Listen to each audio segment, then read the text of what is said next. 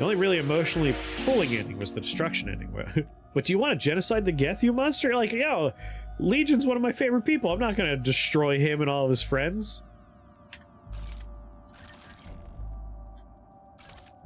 There's the merger ending, where all biologics become partially cybernetic or whatever. I don't remember what color that was. Disassemble. Wet painted weird artifact? Examine. A wet painted hypertractor. On the anniversary of a great battle in Ekagawa Barrio, a healthy child was born to the Sultan of Suzor. At the moment of his birth, a famous window maker completed her work on a legendary prism, and in celebration the people drank themselves into stupors. The babe was named Quadatz, but the people called him Prismborn. Just like, we found a baby! We found a baby! Gotta be in focus. We found a baby! Yay! Let's do it! Get fucked up! It's like, shouldn't we, be... No. Get drunk. Gotta take care of the baby. Nah, after the hangover, maybe we'll take care of the baby. It's like, finally, I have the whiskey nearby for a joke. Always forget to have it over there.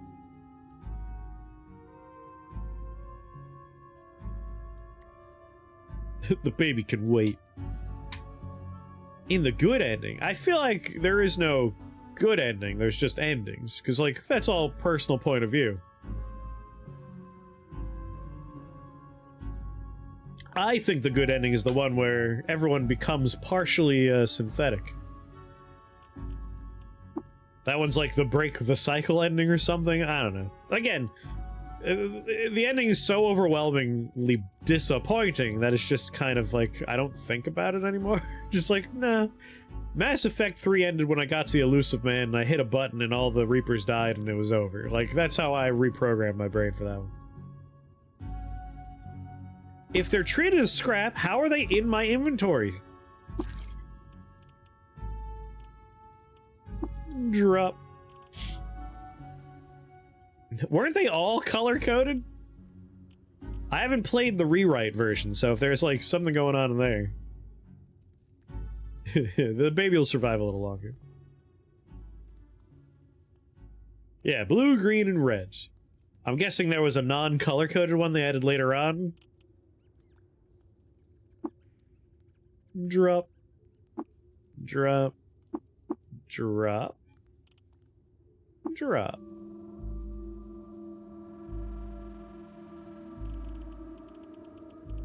£26 of medicine, 63 pounds of energy cells.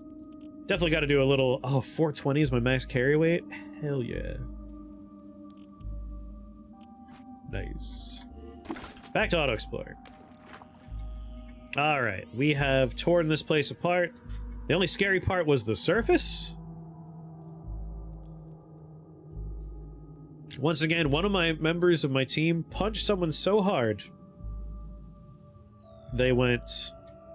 I'm guessing this was part of a little corner here, so 1, 2, 3, 4, 5, 6 strata deep into quartzite walls. Could you imagine having such brute force behind your punches that you could just...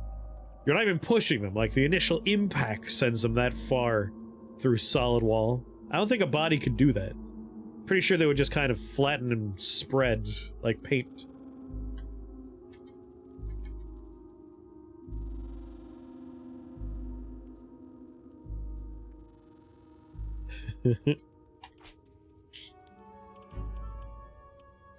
But hey, we always have Mass Effect 2 to hold on to as just a good time we all enjoyed.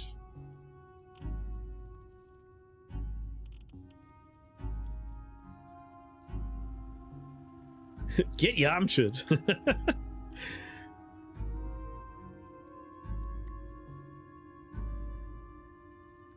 Yeah, I remember there was a free update. At that point in time, I was like, nope, I already uninstalled it. Got nowhere with your Truekin Tinker thing. Oh, what's going on, Iron?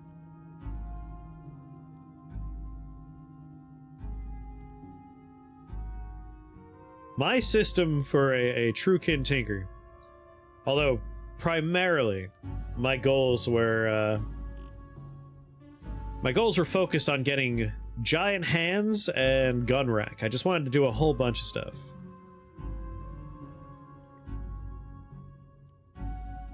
I don't think I could take, like, being a gunkin here, I worry about how effective I'll be when it comes to the Nephilim, except for the idea if, I think I know how to make them, right? I do have a solution to Nephilim, and it's right here. This is how we're gonna speedrun the Nephilim.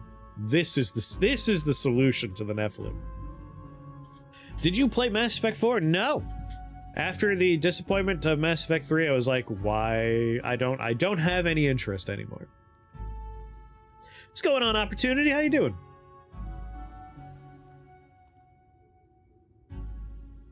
Oh, you're thinking of, oh, what was the spiritual successor to Dead Space we played the entirety of, and I hated every minute of it. That was a hate play. That was not like, usually I have a good time and everyone else are the ones raging in chat. That was me raging. I haven't even got to the soft quit Tomb of the Eaters ending. Really? Bad mocap and face animations. Callisto Protocol, yes. Callisto Protocol was brutal. Oh my god. Iron. Rainbow Woods can be brutal. It can be brutal. So, to tell you how I've been doing this one, my system has been, I build a posse. I've been doing this kind of as like a bit of a Western themed playthrough, so I've been calling my group a posse. But my solution for a lot of these problems is get a team together and throw them at the problem. With the one problem being, I had 32 companions, and I lost every single one of them, including every warden in the game, because I brought them in the Tomb of the Eaters with me. Do not bring your companions in the Tomb of the Eaters. I did it as kind of a haha, and I regretted it ever since, but we got a new team together. My advice is, don't fast travel on the map, wander around, and you will find a lot of people that you can water ritual, build up rep, and recruit people that have, like, their own teams. So, like, Barthasfat here, he came with a few friends. Ecclestott did not come with friends. And Homan Rakano came with buddies. And you lose a lot of the buddies over time. But, like, just having buddies is helpful for a lot of the locations that are problematic.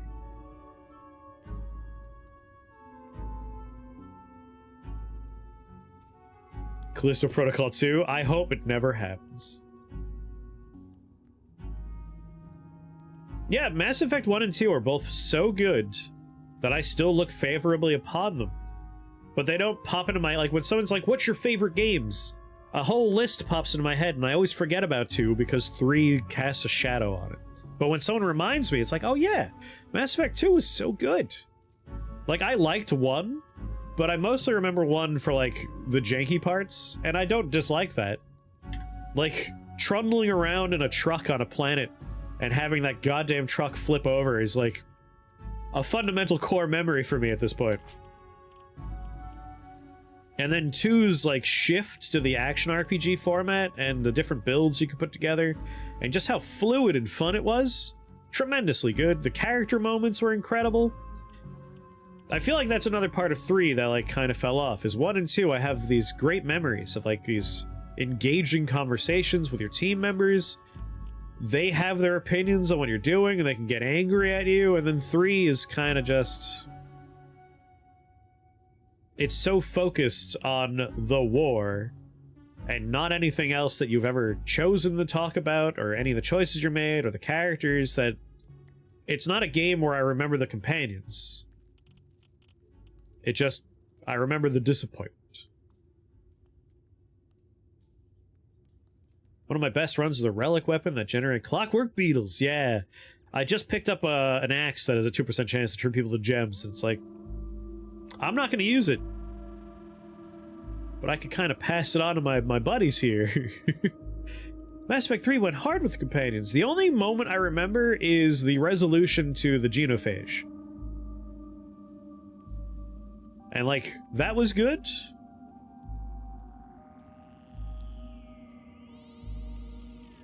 But otherwise, I think, again, like, the parts that annoyed me so much overshadowed it that I don't remember anymore. Whereas I still remember, like, the fun parts. Legion's always good. I like Legion. He's my boy. A beautiful, beautiful robot boy. Can you proselytize a whole mob? If you proselytize someone that has companions, like the named character is hanging out with like 12 people, the other 12 people work for you as long as that guy's alive. So, the best people to get rep with, for me, my opinion, best folk to get rep with are, pariahs. Pariahs almost always hang out in groups.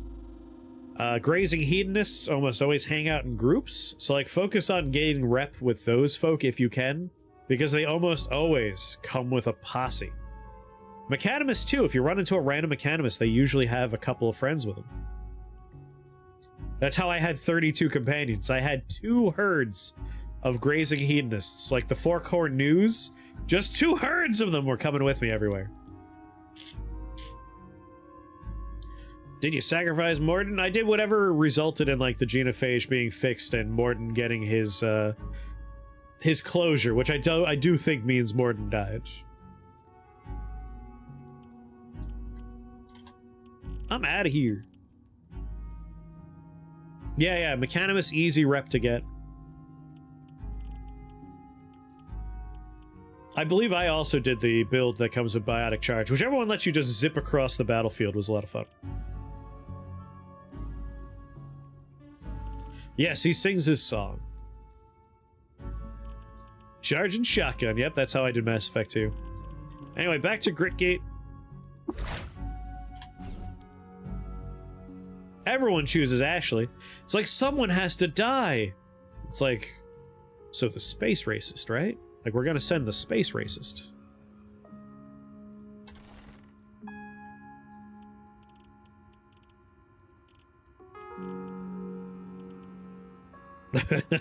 I was so happy to give her something useful to do.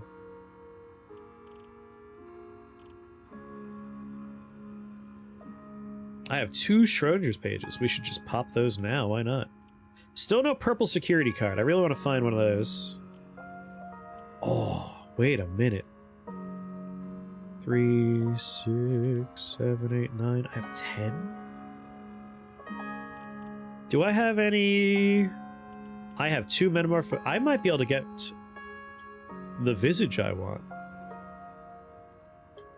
What do I currently have installed?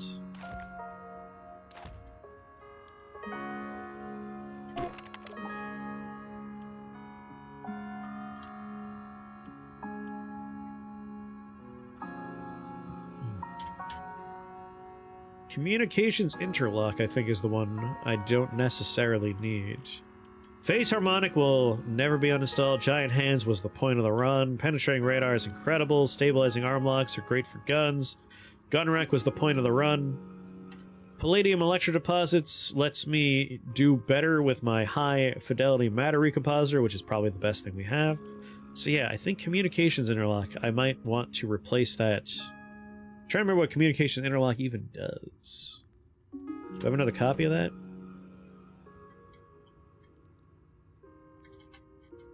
Because we could have a metamorphic face. We could just change what we look like, and everyone will love us. Because we could look like them.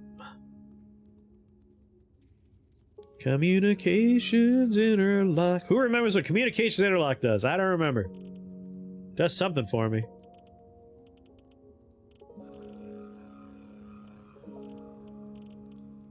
Let's put some stuff away I don't need to be carrying. 2 empty spray bottles. I don't think I need... Well, doesn't weigh anything. Thanks, Mighty Odin. We have a lot of books we gotta get rid of. Wreak a predation yourself. You wish to abandon the infirm flesh that holds you back and embrace cold, hard steel, Bankai. Phase adaptive scope. God. It's such a bummer that this is the back slot. This would be so nice.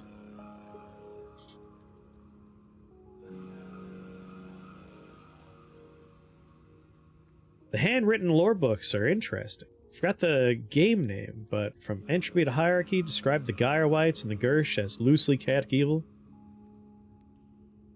There's a lot of fun books in this one that do go into the history and, like, what everything kind of is, or how they were interpreted, at least. Rebuke robots as if you were 5 levels higher. Yeah, I don't necessarily need that. We are taking advantage of the compute power. We could definitely do something else for the face slot, because we got a nice number of new things we could throw in at the problem.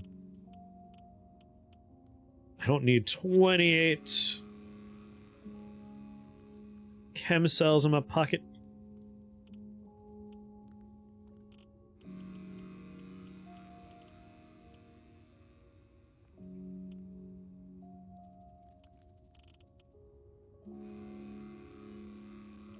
A bunch of these Mark 1s I think we'll put away for now, except for freeze. Freeze is always useful.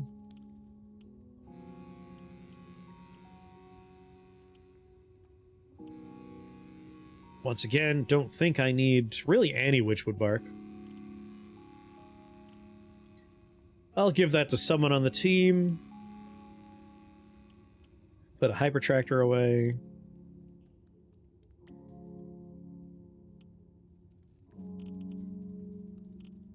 Wine, oil I should combine into one. Put 2 empty vials away. Alright. Give those cells to me! There's always that stage where you go from, like, I need batteries to, I can't carry all these batteries anymore.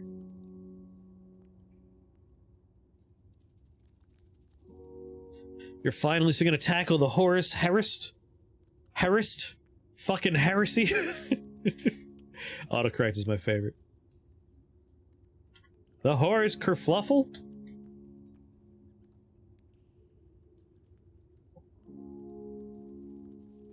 Yeah, like with Rebuke, what we want is, I do want to be friends with robots. I would like to be friends with robots.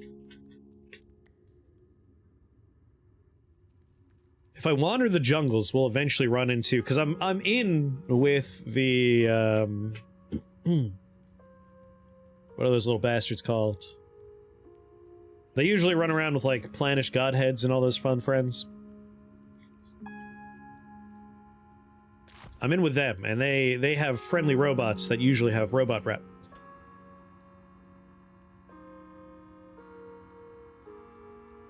It'd be neat to get in good robots.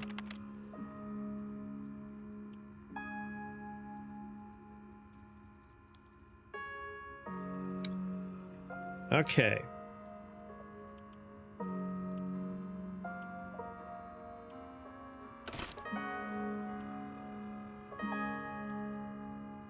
We have 2 points available, and we have 10 that we could spend. It costs 4 to get a point. I need 4 more points. So 16. 16 additional... Wait, 16 points. 16 license credits. I need 16 credits. And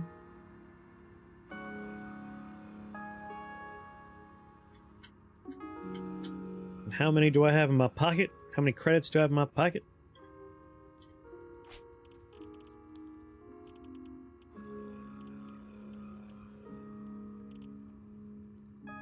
I have 6, 7, 8, 9, 10.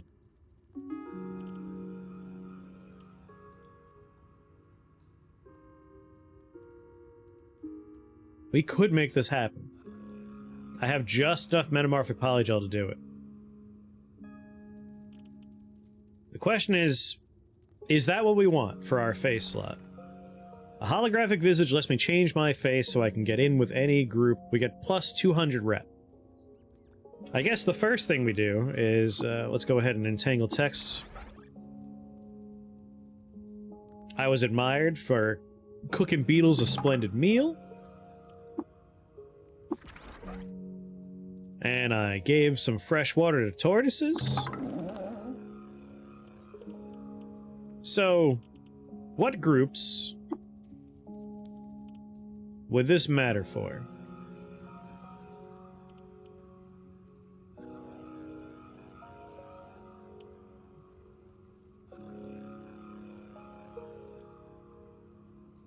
We gotta go all the way down for, like, once it turns red, which is negative 250. So we could make it so crabs like us, frogs like us, roots, Putus Templar. Once we hit 450, it doesn't matter anymore. So we can make it so Seekers of Sightless Way would be indifferent. Insects, baboons, Putus Templar, roots, frogs, crabs, trees. Shit, we're at negative 205 with Shava? Ouch. How did that happen? You had a librarian that was a lava weep? Here are the books! Oh, hell! Hello, Spider. What are your goals this run? Looks like you could beat the game with what you have. We gotta build our golem right now. That's our current goal. My ultimate goal is... Do you, how spoileried are you? Like, are you familiar with the ending of the game at the moment? The 1.0 endings? I don't want to, like, spoil something by telling you what my ultimate plan is with the run. But I have a very particular ending in mind that I would like to do. But I won't spoil the ending of the game. Very familiar, love this game. Me too. Our last run, we had a good time. But this particular playthrough, I want to get on the spaceship and leave with oh my god, I'm forgetting his name. With Old Man Bear. How am I forgetting his name?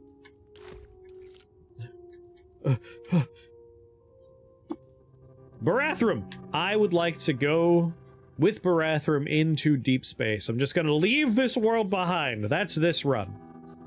This run's all about just getting on a spaceship with him. Yes, my last playthrough, even though he went on a spaceship and left me behind, my post-credit scenes, my character's history, the legend that was passed down was that I got married to him. And it's like, how did that happen? He abandoned me. He just left into space. What do you mean we got married? Did we get married and then he, like, just left with all the money? Like, what's the story? I want to know more. So I want to just jump in a spaceship and leave with him. The run's concept has been gunkin with, like, we got giant hands, we're using rifles as pistols. I'm just having a good time. But ultimately, my goal is to leave with him. I want to jump on that spaceship and leave with him. So that's the plan for this run. But currently, quest-wise, we're going through the last couple of... the last 2 historic sites I would like to do. And we gotta build the golem so we can ascend the spindle. We are pretty much toward the end right now. But if you like Caves of Cud and you're curious about watching runs, every run I've done on Twitch is on YouTube. Exclamation mark YouTube in chat will dump the links. The second one is a link to, like, where the streams go. The first link, though, one of my favorite runs I ever did, I did a Halloween run. And it wasn't streamed, but the goal for that run was... I did a pure unstable genome build, and I had a rule that I was not allowed to fast travel. I had to walk everywhere. And so the entire run was like body horror, just watching this character grow limbs, spew out random mutations, and just trundle my way through the world by having to walk everywhere. That's probably my favorite run I've ever done. Betrayals of the Flesh. Unfortunately, that run was right before 1.0 came out, so we don't get to see... My good friend, Crundle, didn't get to do the last chapter of the game. He did kill all the Nephilim, though. In a brutal fist fight. this particular playthrough, we're gonna kill the Nephilim the same way I did my last playthrough. Which is gonna be with handy nukes, because I really like just hucking handy nukes in holes and waiting for the game to let me know, like, there's no Nephilim down there anymore.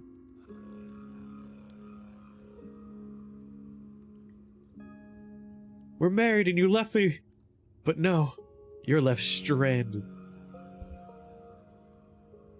Play it 7 times, have different dialogue and events. Sounds like a fun game. King of prenuptial agreements. He just left me. I was like sad when he just took a spaceship and went away. Alright. Wait, did I collect primordial soup? We were just in the Rainbow Wood. I can't remember if I did that ahead of time like I usually do. Please tell me I have 20 drams of primordial soup in here. Son of a bitch. I forgot to get the primordial soup. Alright. I have an empty bag in my box, right? In my backpack, rather.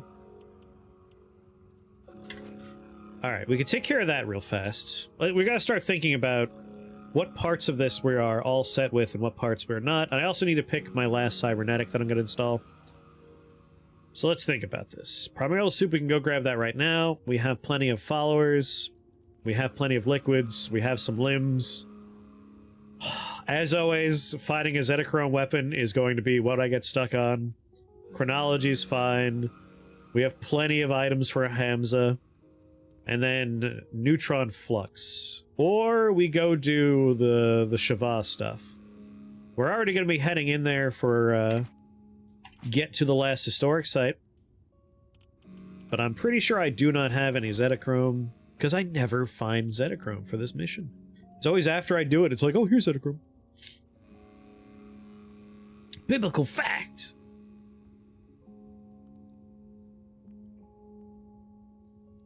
I'll return to the basic master plot with the twist that, rather than short-sighted super mutants, the new terror actually comes from FEV 5 and AI and ex-brothered scribes and the ocean and nuclear submarines and XCOM terror from the deep style Fallout. Big Bad is a stochastic mutation, force evolutionary strand. That'd be fun. It was a bird! F2. Wait, we have 2 drams of neutron flux already. We just need 1 more dram. I might not need to do the World Tree quest for the first time ever. Alright, we're gonna go on 2 quick trips. First one is to 6 Day Stilts. Just to see if maybe,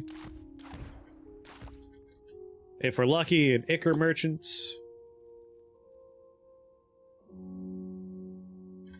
If an Ichor Merchant happens to have what we're looking for, i.e. 1 dram of nuclear flux, neutron flux.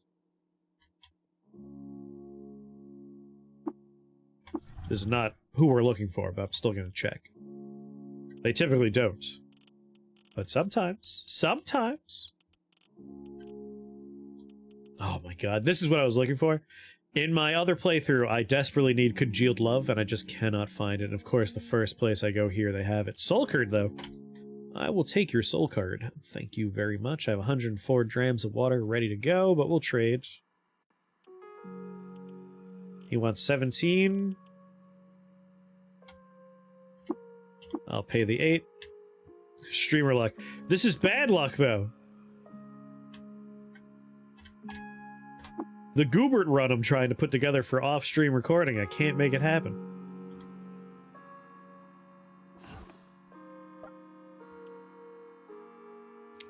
Ninefold boots.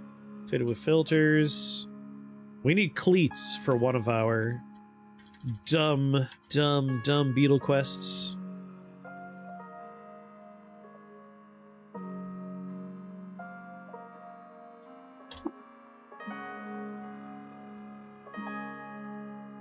Developed a cult by curing both jet addiction as well as something else that's new and worse, making its way down the coast.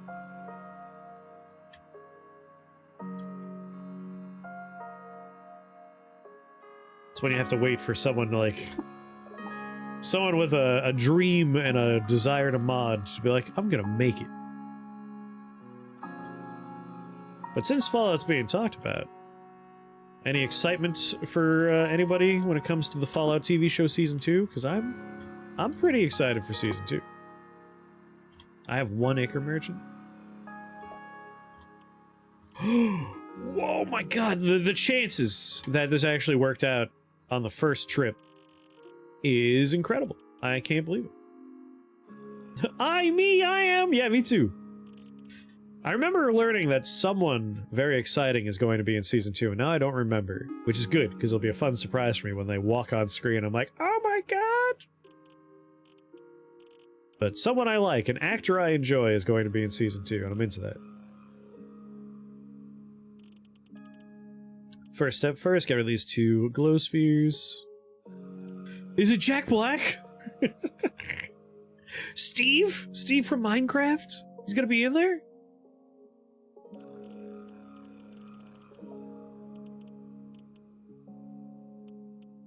Oh my god, have we not talked about the Elden Ring movie yet? I don't know if we've talked about the Elden Ring movie on stream yet. That only just popped in my head. Since we're talking about this. Steve Fallout? Jack Black is the master of the hilarious. It would be very funny.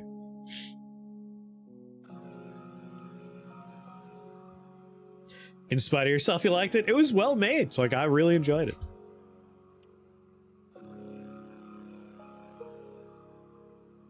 No one ever dispelled that illusion.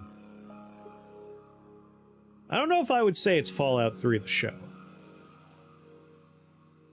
What I liked about it, what I really liked about it, is rather than being concerned with telling a specific story from a Fallout game, which would never work, Fallout's, like every one of them, all the good Fallouts, are nice and focused on, like, the player kind of navigating this world and telling their own story. Like, it's nice and emergent in a lot of sense. And so they didn't do that. They didn't try to adapt a Fallout game. They told a Fallout story. And that's great. That's what I really thought of. I really enjoyed that element of it.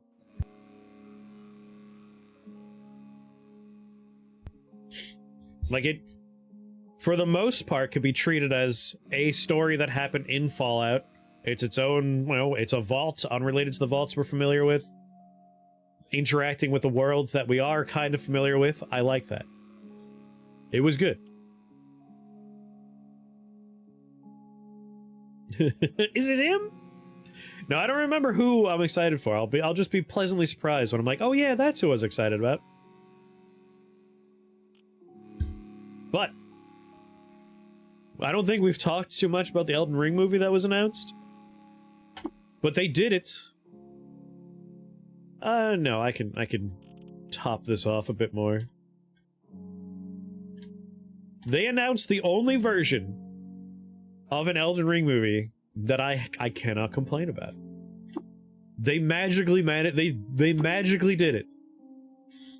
Like 99% chance I was waiting for an announcement for an Elden Ring movie that I'd be like, nope, that's not gonna work. That's gonna be bad.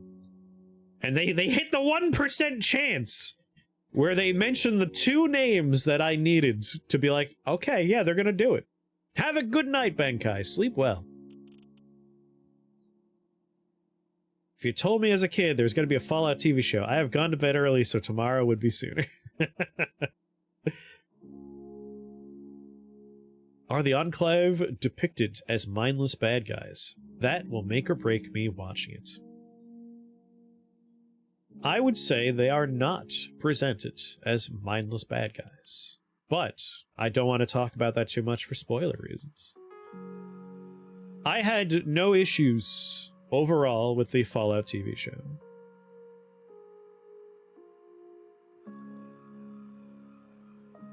RPG enthusiasts might be bothered by it. As someone that's not...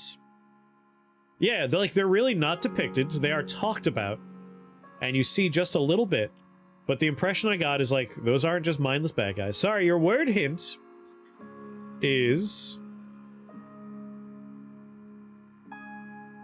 seeming as if you have a knowledge of the future. Being correct about something that has yet to pass. And then you find out it passes and you were right. You were blank about something. You all remember what to do whenever anyone says that was quick. Your word, right? Damn.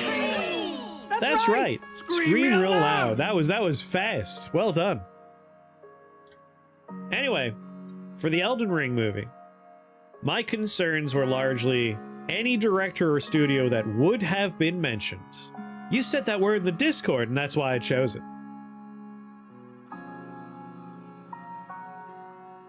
But,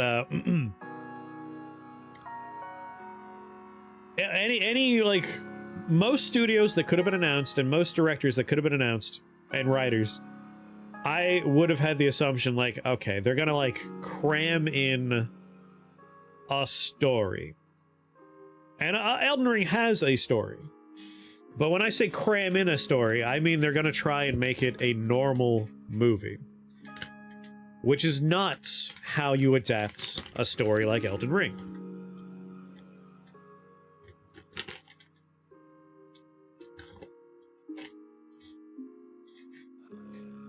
What we got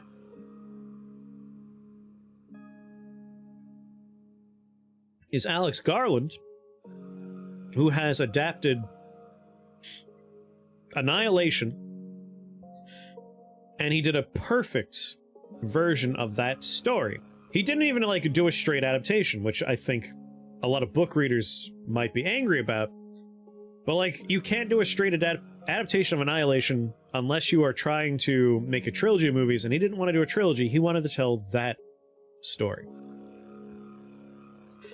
And that adaptation of Annihilation works as well as it does because it is vibes. Even the author, Jeff Vandermeer, said that's almost, it's almost such a good adaptation that it doesn't feel like an adaptation of the book. It feels like a story told about a different expedition. For those that know the story of Annihilation, it's about an expedition into Area X, a mysterious alien zone that appeared in the Florida wetlands.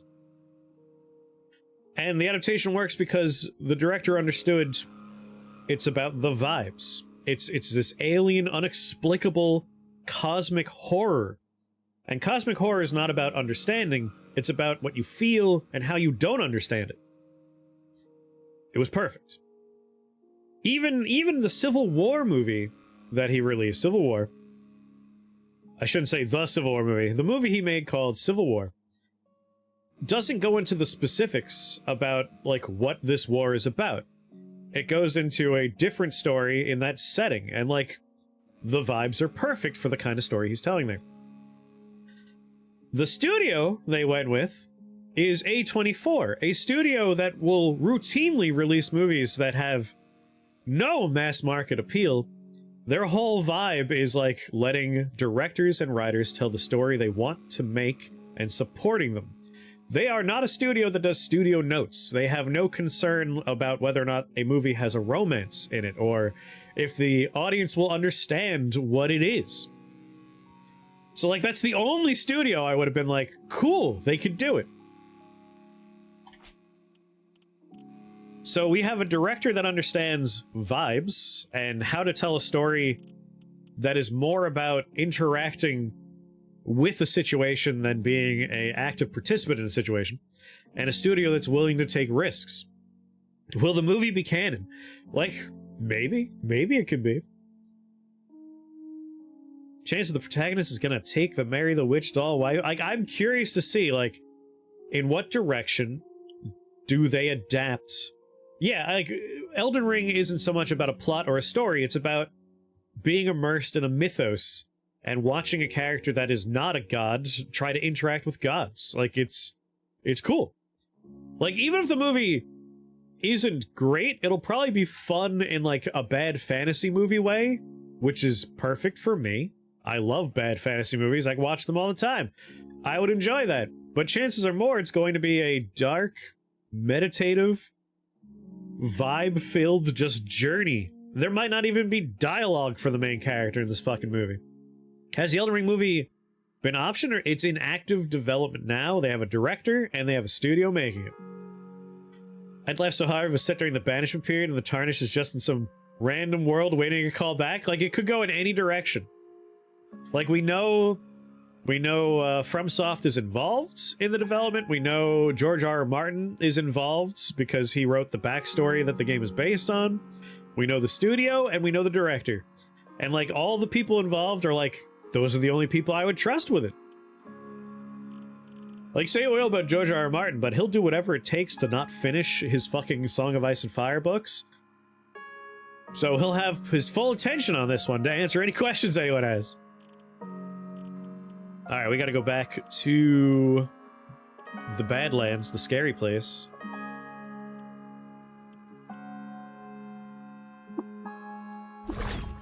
Are they gonna tell the story of the Shattering? Like, I'm very excited to find out what the hell story they plan on telling. Because it could be anything. Anything could happen here. Ah, hell. I see there are more sludges. I just need that right there.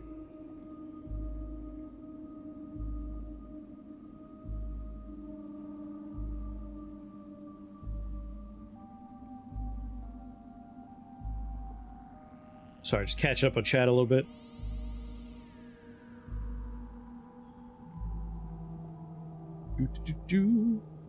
Thus Loki drank the river.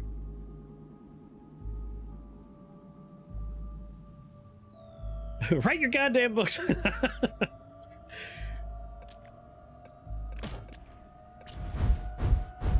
Oh god.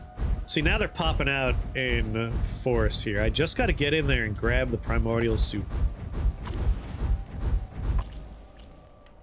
And then I could just blip out of here.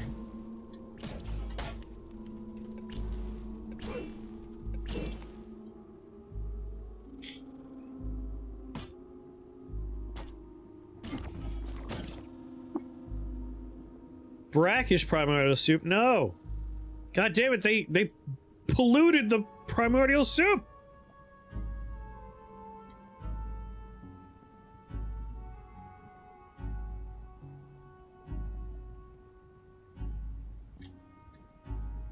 There it is, there it is. We got an unspoiled pool of the stuff.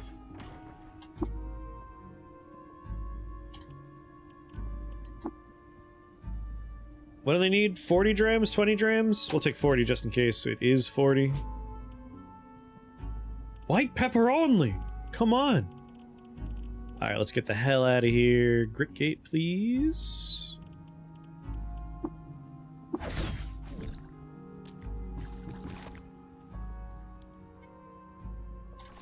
Okay. On our list of things we need to get, we managed to get the primordial soup. We have the 3 drams of neutron flux. Am I done? No, Zetachrome. Always Zetachrome. We might just go underground and get into random fights.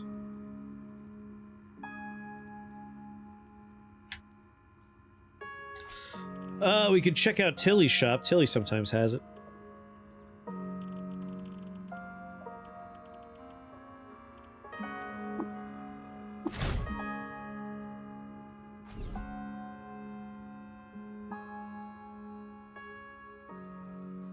The show messed up the ending he had in mind. We've talked about it before, but yeah, of all the television travesties we've experienced, what happened with Game of Thrones is the equivalent of, like, you have a goose that lays golden eggs, and then you just walked in there and you shot that bird. Like, my god. My god. Like, famously, the directors, D&D, David and David, or whatever their names were every character's gonna be played by Chris Pratt and Jack Black, with a cameo by Seth Rogen. Again, the nice thing about A24, if you look at their movies, like, they love hiring new talent. They love going for good actors that aren't necessarily oversaturated. Like, there was no way I was going to be pro Elden Ring movie until those names were released. And it's like, okay, like, you got me. You got me. I have nothing but respect for A24 and the movies they choose to produce. And I love Alex Garland. like, he got his start working with fucking Danny Boyle and 28 Days Later. Like, how could I have anything but respect for the man? They're like the Devolver Digital film. Yes, they really are. Like, they have... I hope never to be proven wrong here, but they strike me as a company with artistic integrity and a love for film. And that's all I need. Like, they're so willing to back a bad horse for the sake of art that I can never find... Like, even when they release a bad movie, at least it tried something. And I'm like, fine. Like, no other studio's like, cool, you want to make a movie where, like, there is no attractive male lead, and the story is largely implied, and it's gonna be fucking weird, and the ending is entirely interpretive? Go for it. No other studio does that. Wrong place. I need to be over here. Yeah, like, D&D was offered a contract with Disney, and they're like, oh, in that case, let's just throw this thing that made our career under the bus. Like, no sympathy for those guys.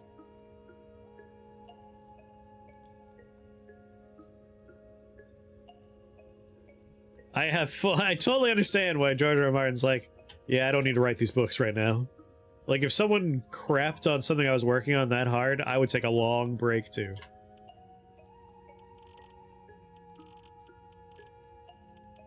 Wow. No melee weapons at all, huh? That's rough.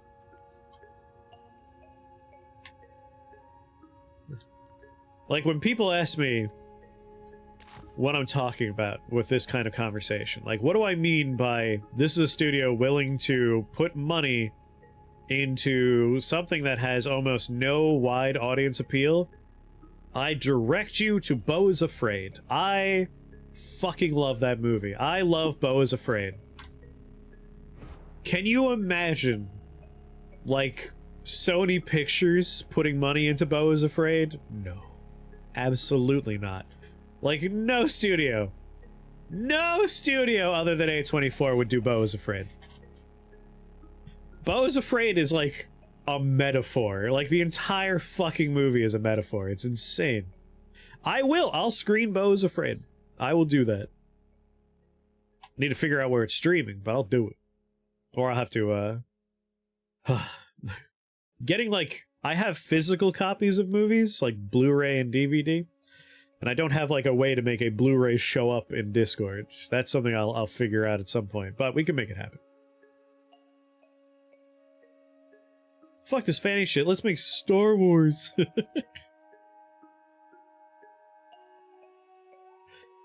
I don't want to spoil anything about Beau is Afraid, but, like, it is not a comedy, and it is not a horror movie. But it has some of the most horrific moments in it, and I have never laughed as hard as I have at a movie since the Act 1 of Beau is Afraid. Like, holy shit. Their presentation of, like,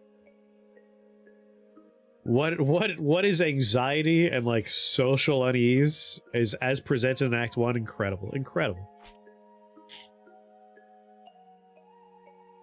Martin Scorsese will have to judge. Oh no, immediately back on board. For those that don't know, Beau is Afraid is made by Ari Aster, the director and writer of two of my favorite movies, Midsommar and Hereditary. This man, I was shocked to my core to discover that he has a good, functional, current, healthy relationship with his parents and family. Because that man's whole oeuvre, his entire cinematic tableau he has made for us is of fucked up families. I'm still blown away to find out he has a healthy relationship with his mother and father. Like, you can't tell me, like, watching Hereditary and watching Midsommar, those are two movies that are like, this man must have the worst relationship with his family. There's no way he has a working relationship with anyone in his family. And then Bo is afraid. Oh my god. I came into that movie and I was like, I think someone needs to check in on... Someone needs to check in on Ari Aster and find out, like, is he okay? Is he okay? Is this family situation okay? Where else can we find? We gotta find some Zetachrome.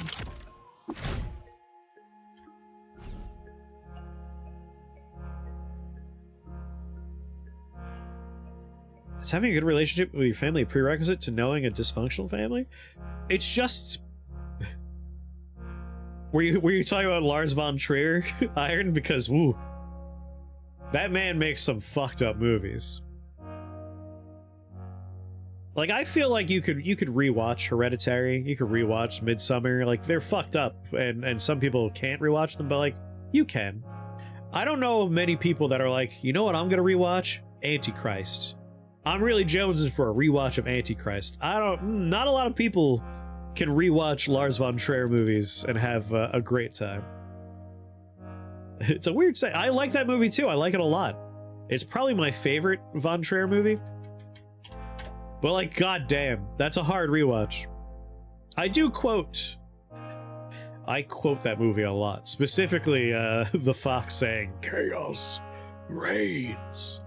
That is a common one for me in my daily life. Ooh, Crystal of Eve? I would buy an extra Crystal of Eve. But, basically, like, how he makes his movies is having a bad relationship a prerequisite to knowing bad relationships. You can know them if you have a good relationship with your family. It's just like when you see so many movies in a row, Jim, where that is the central theme, you get the impression that, like, that is a core component of someone's personality, you know? Like, if someone tells the same... I guess not the same story, but if the same themes are present in multiple stories, you start to think, like, oh, like, that's a personal thing, right? Like, that's something deep in there. So it was genuinely surprising to find out, like, no, he just tells a good version of that kind of story. That theme, he's just good at doing it, apparently. And, like, yeah, you can know other relationships and, like, get that kind of feeling. But, like, again, you watch those 3 movies, you walk away, you're like, is he okay?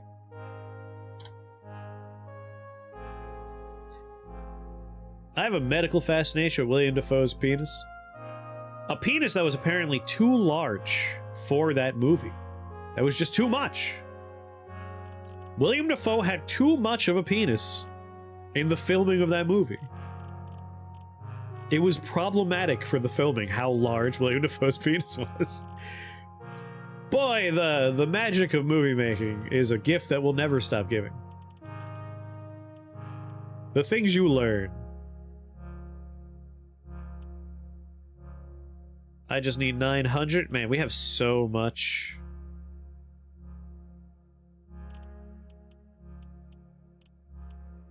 The other fun penis facts for movies that I've been enjoying is ever since I saw Nosferatu, finding out that Nicholas Holtz got to take home the prosthetic penis of the titular vampire.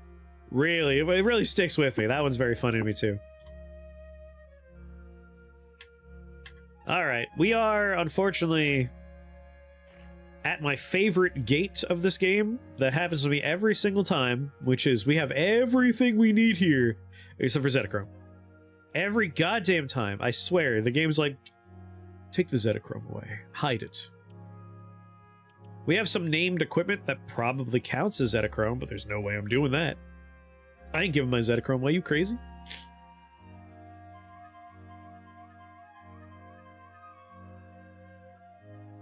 We were talking about Antichrist.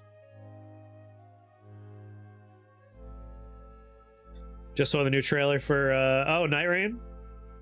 Reaching for that 2000s goth girl. That's me. I'm that audience.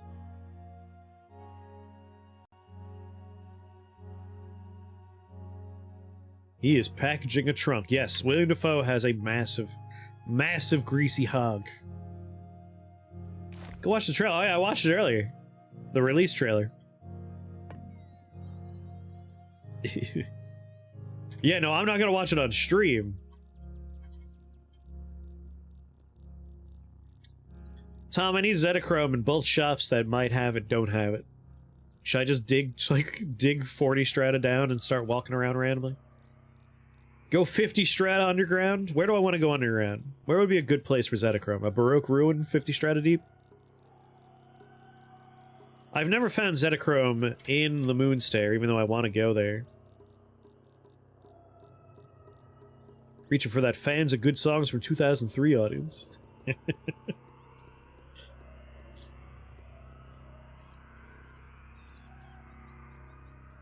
I must be blind. That's fair. Can't really fault you there. Hide water ritual merchants and get information on dromads. Yeah, I'm probably just gonna keep on bopping over to Tilly's place until they restock. But I do want to go to this place. Have I made my way there yet? Timor Barrio? I have last visited. Did I not make a recoiler to get back there? Mess around in deep jungle. Dive in a Baroque ruin? Yeah, Baroque ruin is probably my best bet outside of just waiting for Tilly to have good stock.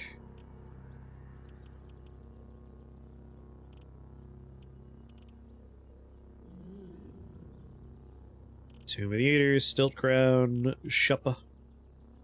Shuppa is Rainbow Wood. This is Moonstair. This is probably the one I want.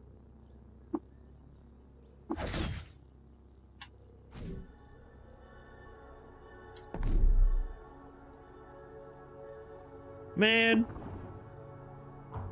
Oh no.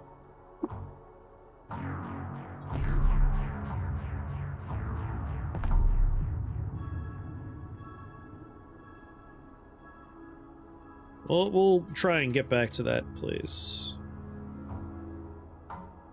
Without breaking any goddamn crystal. I don't want to fight any more anti-me's.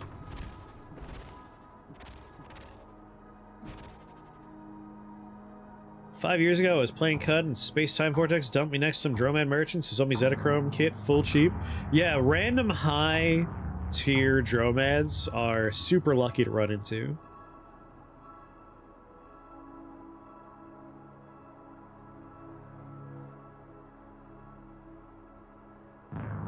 There was Antichrists? Antichrist is here.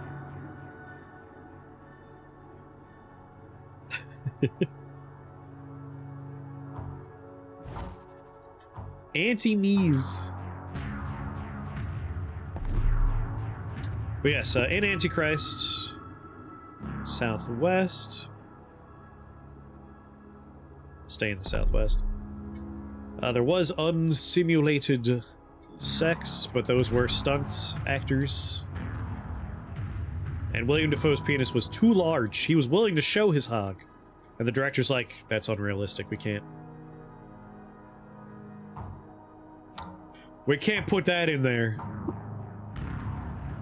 Oh, the location of a Dromad. Convenient! We were talking about how that is a possible way we're gonna find what we're looking for.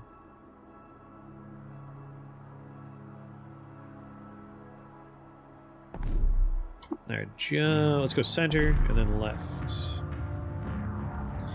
A Crundle!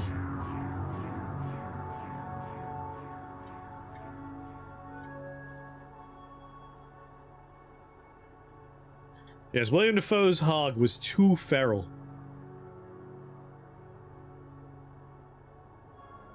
Yes, I'm actually a psychologist. I was too busy railing my wife to notice my child falling out of a window. That's the inciting incident. I'm allowed to spoil that. It's literally in the opening credits of the movie.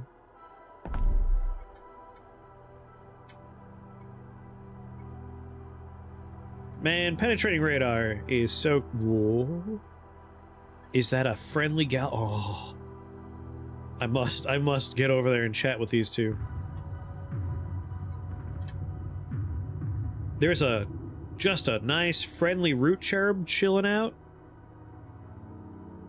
next to a friendly Galgal.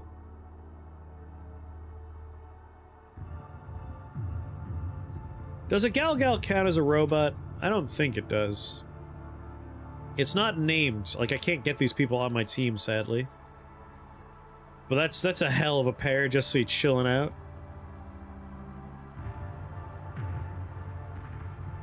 You watched the unrated version of Crash? My favorite thing about Cronenberg is when you randomly find him in a different movie as an actor. If anyone's ever seen Nightbreed, it's just... he's just chilling out. Like, he's just an actor in that movie. He's not directing it.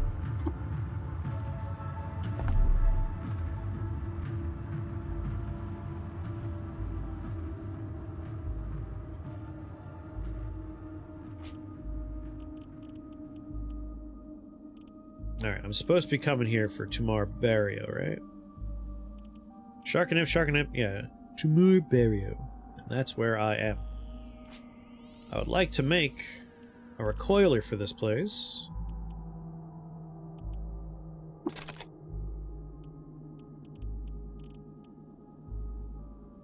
That he's in my city, and I shook hands with him after loving his movie. I mean, Cronenberg's one of my favorites.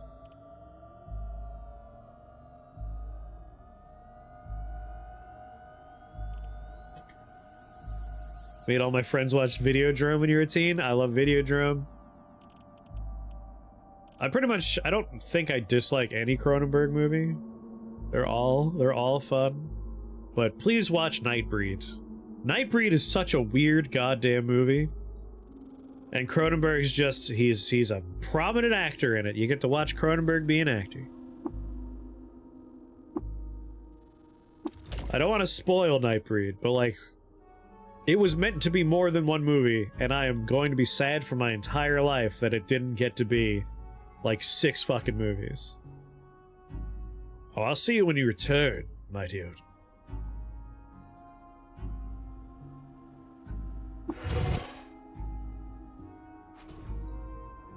Okay, team. Probably don't want to phase Cannon Tinker getting too far along in his work. How much of this have we seen so far? I might just go straight underground and save the rest for later.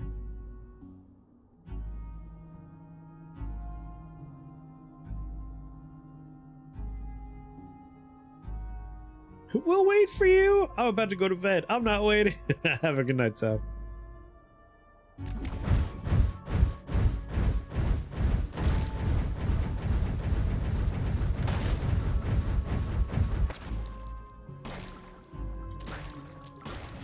Are you blowing up someone's mind, like, off screen? What's going on?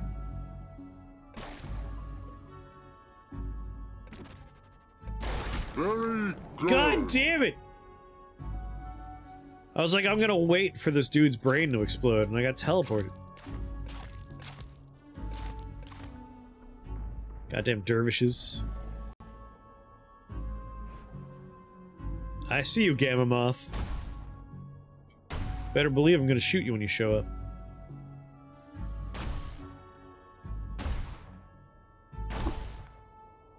Oh! Not Barth. They got any Norp in these caves? I didn't realize that it was a companion of mine having their brain blown. If Terminator Kira hit the crack pipe watching Eraserhead. Your favorite movie is Tetsuo Iron Man. Tetsuo the Iron Man is a lot of fun. Trying to remember. There's only one sequel to that, right? There's not 2, just the one. I think I just want to teleport away. Because that Gamma Moth's going to be a problem. Barthas was my roommate's name in college. There are 2 sequels. I kind of thought, I'm like, I can't remember how many there are. I have not seen the 3rd one then. I've seen Iron Man, I've seen Body Hammer. Just means there's another movie I get to watch at some point. Losing Barthas is a bummer. Tetsuo Bullet Man with Trent Reznor on the... Really? I'll have to seek this out.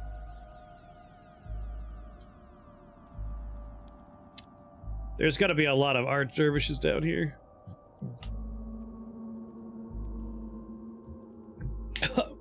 Videodrone's a great movie.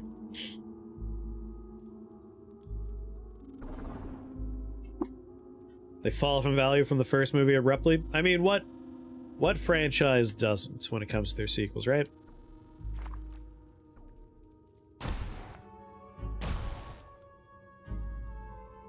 Empty the clips. Hobble.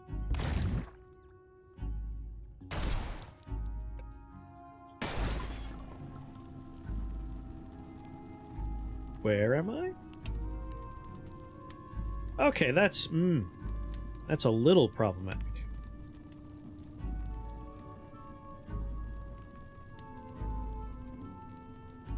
We're still healthy. Let's activate our holographic bracelet.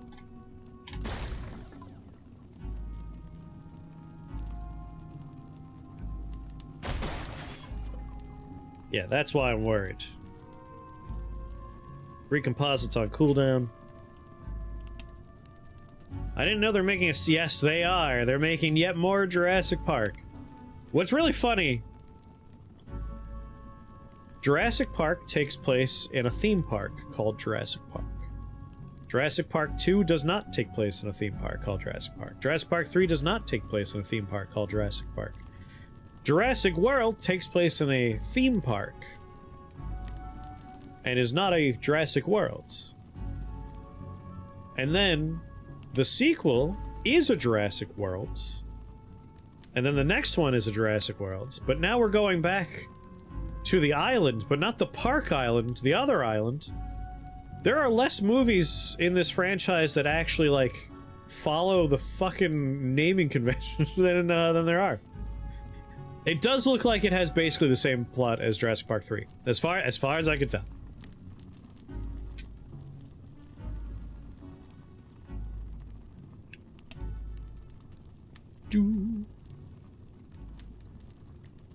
You love Quake 1 and 9 Inch Nails all over that. I don't know. Hey, you like what you like, you dislike what you dislike, and when you grow up, as you get older, those things change in both directions.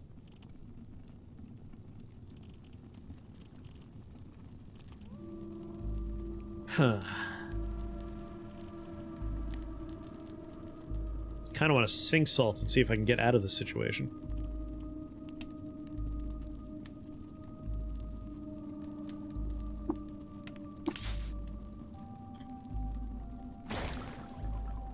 Alright. We are going to try to run away. Just make sure I don't have any other tools I could be taking advantage of in this situation. God damn it, frog!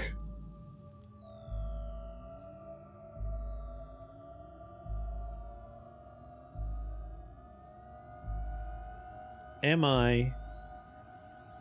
Yeah, I'm still under the effects. I am bleeding so many times over.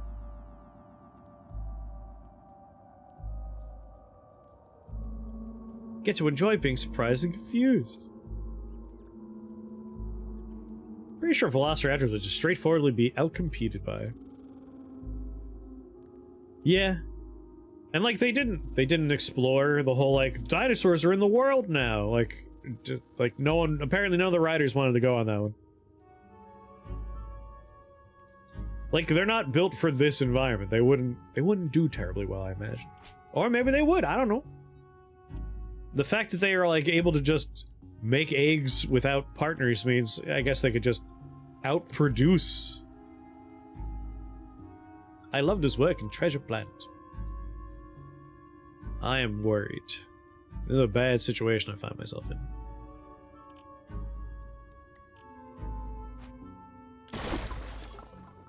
Yeah, no, that's bad.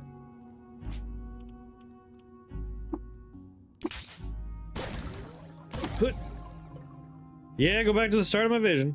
I need to get past my recomposite setup here.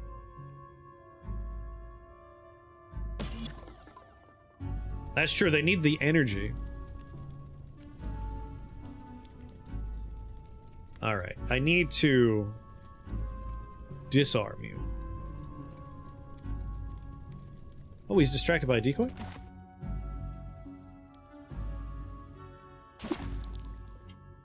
One of them's not.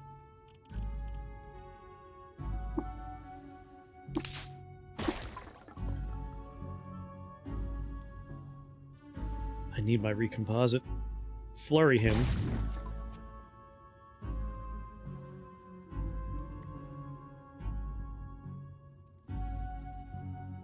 Did I not disarm him? I didn't disarm him there. I could try swapping my weapons and swiping.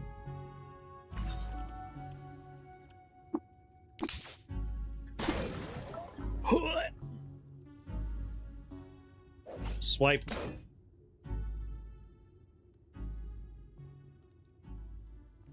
Six more turns.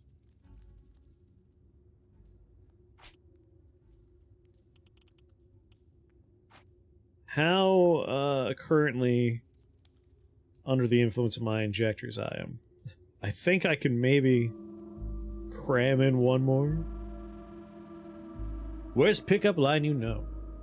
Is there a particular goal for this run? Yes, to leave the planet and escape into space with my my bear husband. That is my plan.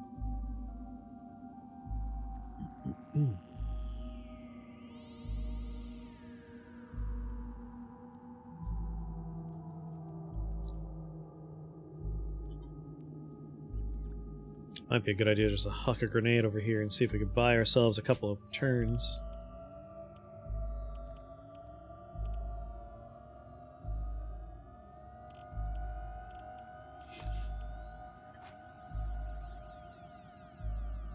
Are you from space? Because that ass is out of this world. Like, when you get up to the space station, Barathrum just leaves. He gets on a spaceship and he flies away. And I want to get on the spaceship with him.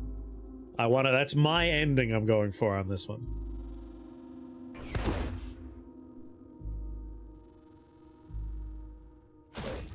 Yes! That was my one hope, was that was going to happen. Holy shit. Alright, recomposite will be off cooldown.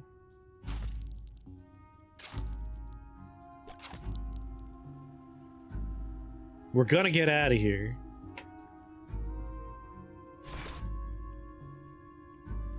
Good lord! Damn girl, you a cigarette? 'Cause I want to put your butt in my mouth. I don't know why those people aren't fighting over there. What's my team doing? Good lord. We have lost a few people.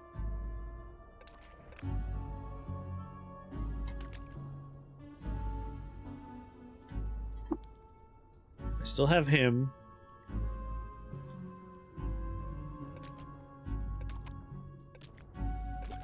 Go get him, team.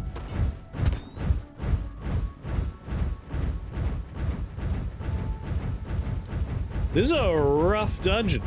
Having 1,000,000 archdervishes is bad for me.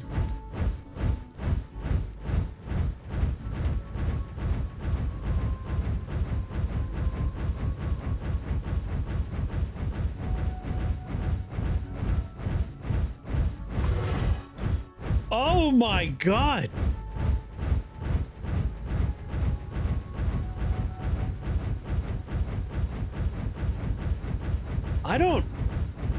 I don't think I want to do this dungeon. That is so many of them. And that's all just there. Good lord.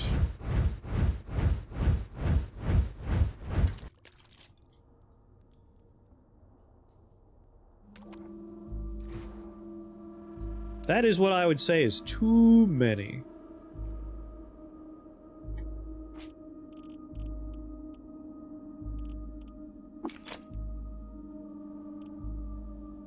Dervishes of the sightless way if you're quick.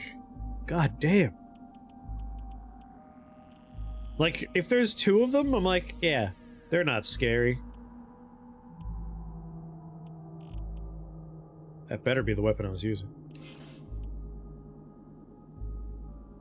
Yes. Oh, 26% chance to dismember on hit. We have a 65% chance to hit it with our offhand. If I want to disarm with a swipe, I need a long blade in my primary, but that dismembering has been really helpful. Problem is getting into a straight one-on-one, like, we're gonna have a fight, is bad when it comes to me in, like, melee combat. I'm built for range.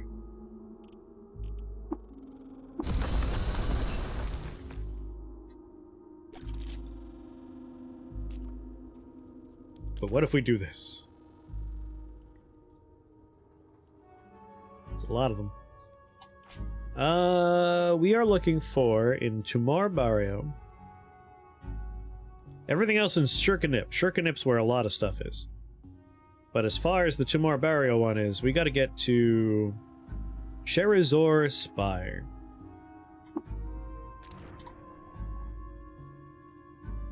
So this is the floor that the object we are searching for is located on.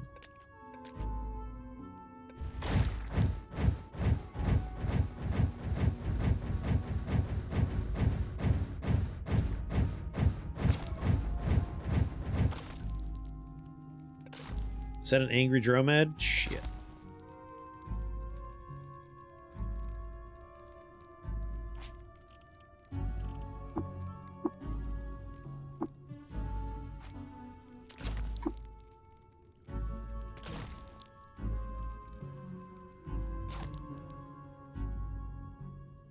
Oh, and Tumar Barrio goes deeper than that, so there's a second object in here.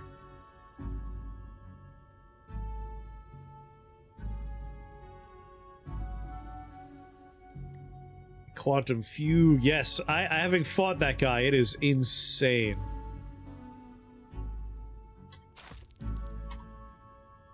That was probably the hardest fight in the game.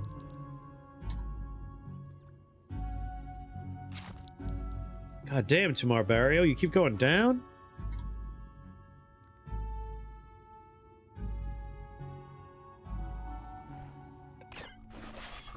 Okay. I'm gonna make a recoiler for here. We have a means to kind of like sneak through if we want to. Because I would love to get the stuff that's here, but good lord. That is a fight I don't feel very confident about.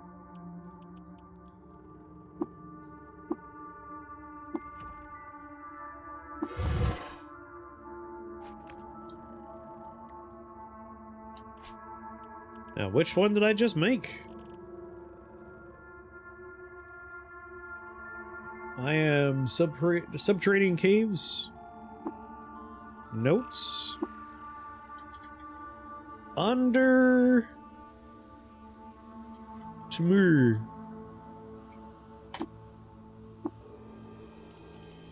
Activate.